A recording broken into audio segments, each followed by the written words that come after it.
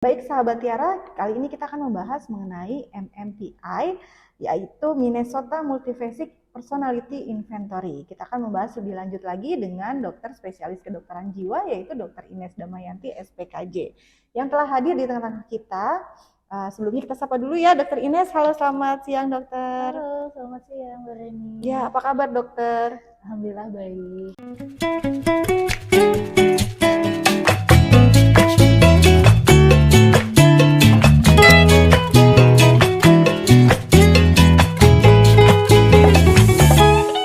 Baik dokter Ines, mungkin ini sahabat Tiara dan masyarakat juga belum pada tahu ya dok ya mengenai MMPI itu apa dok? Mungkin dokter bisa dijelaskan tentang MMPI, dokter silakan. Oh iya, baik.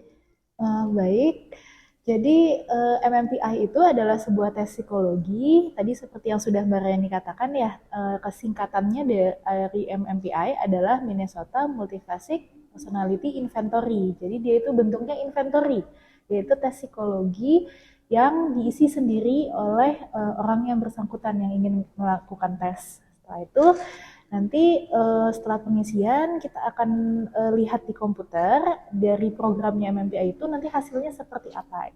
Si basicnya sih seperti itu MMPI itu kayak gitu. Dan dia ini tergolong cukup lama ya, sudah cukup lama juga. Jadi pertama kali ditemukan tuh tahun 1940-an, jadi udah lama juga. MMPI ini sudah diperkenalkan ke masyarakat. Baik dokter, untuk selanjutnya tipe-tipe tes MMPI ini apa saja dokter? Untuk tipe-tipenya yang sering digunakan pada masyarakat itu ada dua tipe. Yang pertama adalah MMPI tipe 1 dan MMPI tipe 2 atau kita sebutnya MMPI 1 dan MMPI 2. Nah, sebenarnya ada beberapa sih, ada MMPI 3, ada MMPI 2 RF, ada MMPI A dan lain-lain. Tapi yang biasa digunakan adalah yang 1 dan 2 ini. Seperti itu. Nah, bedanya apa? Antara tipe 1 dan tipe 2. Kalau tipe 1 ini adalah yang pertama kali diciptakan pada tahun 1942 tadi. Jadi dia memang hanya untuk kalangan psikologis saja. Jadi biasanya dipakai untuk assessment psikologi. Sedangkan kalau MMPI 2 dia sudah di-revise atau sudah diperbarui sehingga bisa digunakan pada berbagai tes tes yang lain nih, misal untuk penerimaan kuliah, lalu untuk beberapa penerimaan pegawai seperti itu tipe 2 lebih bisa digunakan. Baik dokter, lalu apa saja dok yang harus dipersiapkan oleh pasien untuk melakukan tes MMPI?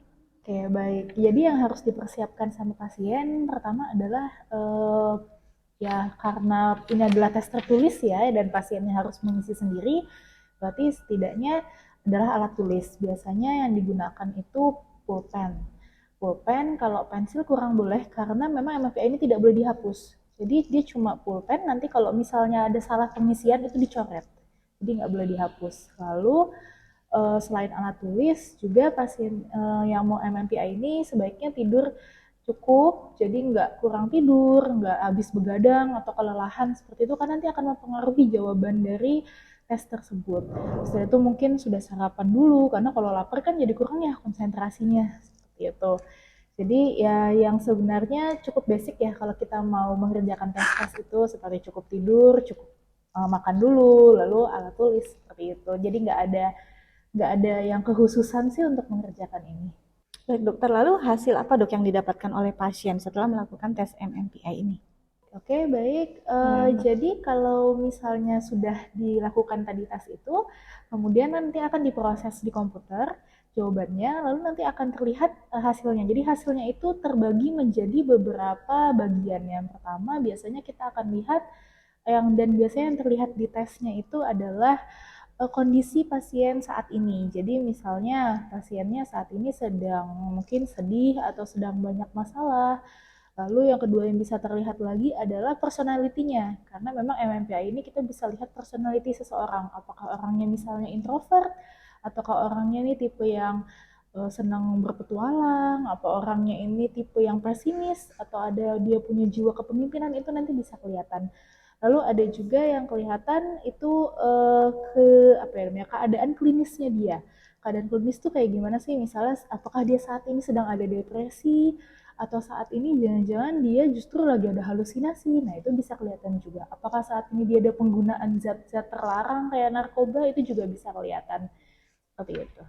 Dokter Ines tadi kan sudah dijelaskan ya dok ya mengenai definisi dan apa saja yang dilakukan oleh pasien sebelum melakukan tes MMPI dan juga berikut hasilnya. Nah mungkin ini dokter bisa dijelaskan tips-tipsnya dok yang harus didapatkan nih sahabat Tiara dari dokter Ines, silakan.